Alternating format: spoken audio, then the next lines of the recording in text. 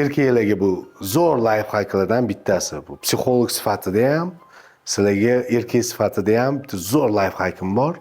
U ham bo'lsa, ayollar bilan erkaklarning xarakteri boshqa-boshqa. Ayollar bir ma'lumotni yetkazayotganda sizni tasavvur qilishingizni xohlaydi. O'shaning uchun u tasavvurni ham butun hammasini qabrib olishingiz kerak tasavvuringizda. Shuning uchun ular gapirayotganda bir mavzuni boshlab, uni oxirigacha olib borguncha vaqt jarayonida ular uzoq gapiradi. Ular o'sha siz butun tasavvurga ega bo'lishingizni xohlab gapiradi. Maqsadni so'rasangiz, muammo deb so'rasangiz, ular boshlaydi.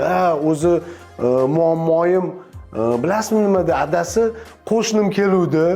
Qo'shnim menga shunaqa gapirdi. U qo'shnidan o'tib qarindoshga o'tadi. Qarindoshdan bolalarga o'tib, keyin oxirisi maqsadga yetadi.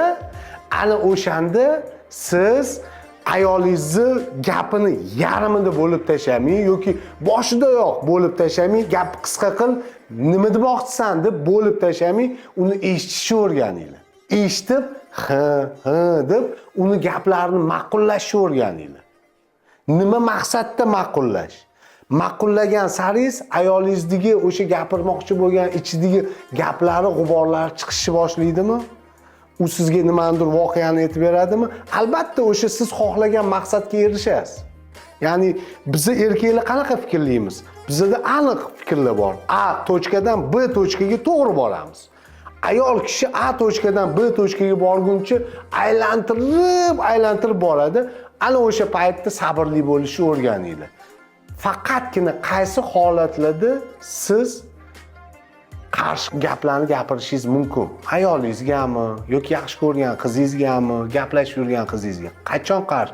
Qachonki o'sha gaplarning orasida sizni shaxsiyatingizga tegadigan og'ir gaplarni gapirib o'tsagina, shunda qarshilik ko'rsatishingiz mumkin. Boshqa payt imkoniyat darajasida ularni eshitishni o'rganinglar. O'shaning uchun ham gap bor. Ayollar qulog'i bilan yaxshi ko'radi, erkaklar ko'zi bilan degan.